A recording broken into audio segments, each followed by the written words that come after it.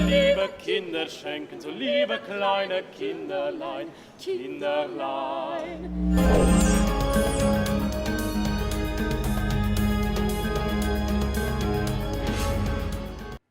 Hello and thanks for joining us. We're starting at Paris Haute Couture Week, where Kim Kardashian strutted her stuff on the Balenciaga catwalk, her first time modelling in a Paris fashion show.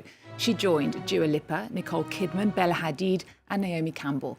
Meanwhile, Kim's daughter North is proving to be a fashionista in the making as she stepped out in some striking looks.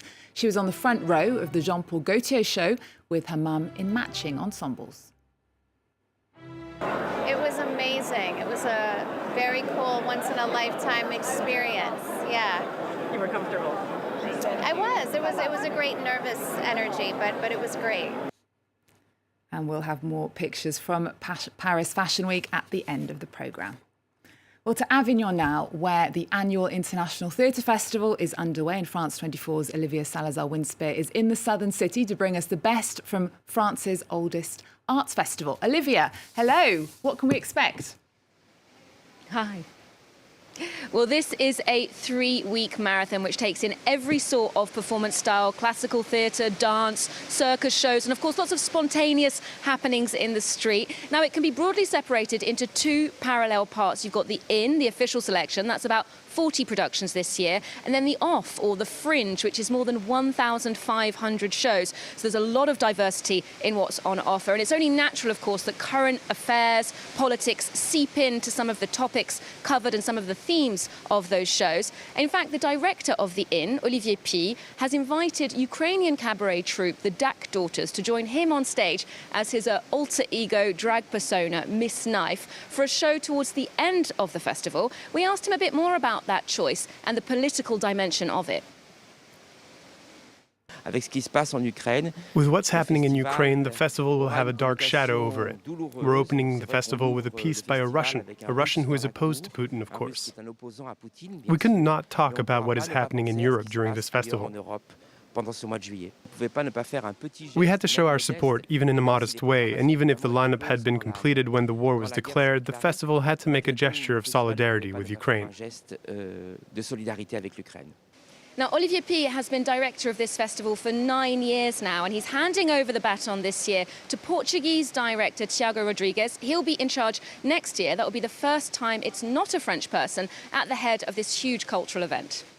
Now, Olivia, performances take place all over Avignon. The top spot is the Palais de Pape.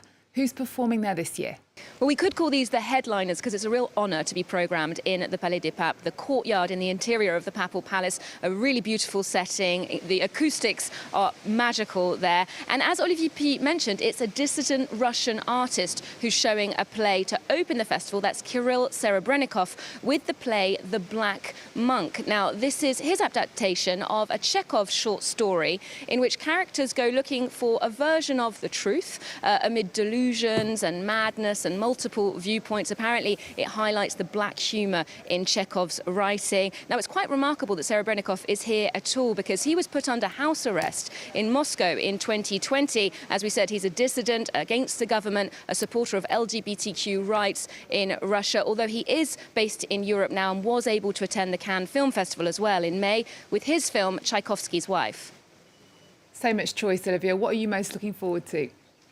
Well, I must say I'm eager to see a piece by Una Doherty, the Northern Irish choreographer and dancer, creates very powerful work. And this one's billed as something quite intimate, just 5 dancers, 5 women on the stage, quite close to the audience. And it's inspired by 1970s feminist movements, so I hear. And there's another female-fronted performance coming from artist Kubra Kademi. Now, she's doing a performance piece called From Armour to Jackets. That's an exploration of the way bodies are covered, garments, how they cover or reveal us. This is something she's explored before because she did a performance piece in the streets of Kabul in her native Afghanistan in 2015. It was so controversial, it was shut down after a couple of minutes and she had to leave the country. Now, she also designed the poster for the Avignon Theatre Festival this year. She's a painter and illustrator too. You can see that's also a comment on women's bodies. And we'll be sitting down with her later to talk about all of these things. You'll be able to see that interview here on France 24 later on next week. Olivia Salazar-Winspear in Avignon, thank you so much. Next, what if we told you it was possible to visit the largest pyramid ever built in Egypt, to climb to its summit and observe its construction, all while walking around a room here in Paris? That's the unprecedented experience on offer at the Arab World Institute, thanks to virtual reality, the most realistic and immersive of its kind. Alison Sargent takes us to the top of the Pyramid of Giza. The journey starts not with a plane ride, but a tutorial. Pay attention because it will help you avoid walking into the walls. Je m'appelle Mona et je serai votre guide. Enjoy the trip. Thank you. After their first few hesitant steps, these explorers join the rest of the visitors gathered at the heart of Giza's Great Pyramid. The people you see behind me are walking through the pyramid, through its passageways and its rooms. They're also traveling in time, 4,500 years into the past, to discover this monument the way it was during the 4th dynasty. A journey so realistic, some forget the experience is only virtual. When we see people crouching down to enter the king's chamber, we think it's a success. They're completely immersed. One 45-minute visit later, the verdict is unanimous. I really felt like I was there. You really believe you're there. You feel like you can sit down, that when you bend down, you're going to touch the walls. It's great. A playful exhibit that also includes precise historic information, like when visitors witness the embalming of the pharaoh, Khufu. I read about the ritual of mummification a lot before coming here. And seeing it in person, it was like, wow, just amazing. While visitors are in their own worlds with their goggles strapped to their heads, they are able to see each other to avoid collisions.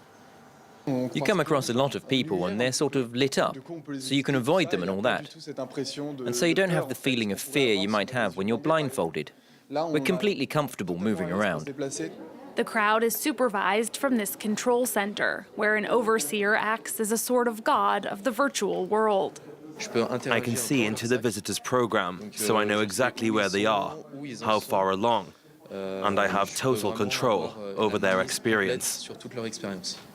For those who leave hungry for the real thing, Egypt is set to open a grand museum this fall alongside the Pyramids of Giza. But it'll take a real trip to get there. Next, a photographer whose name might not ring a bell, but if you like rap, you may have seen his work on album covers. Fabrice Fournier, also known as Fifou, is showcasing his art for the first time in the celebrated Gallery Harcourt in the posh but quiet 16th arrondissement of Paris. Here's Delano de Souza. We've actually got it, but I want to try something less tense from the bottom. Fabrice Fournier, aka Fifou, shooting for a high-end shoe brand at his studio near Paris. Maybe we can get something closer, we need to see. Fifou has become an indispensable part of the rap scene over the past 20 years. Nicknamed the man with 1,000 covers, he's made his mark on the industry. This side that's more rough and urban is looked for in advertising and in cinema, also in fashion. So one day I'm shooting in a Paris suburb, the next day in Egypt. Today it's like that. We touch a bit of everything and it's cool. It was his passion for rap that drew Fifou into the industry at just 16. A graphic designer by training, he began taking pictures of idols who became his friends.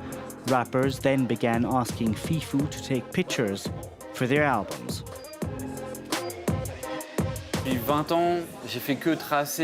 For 20 years I went along.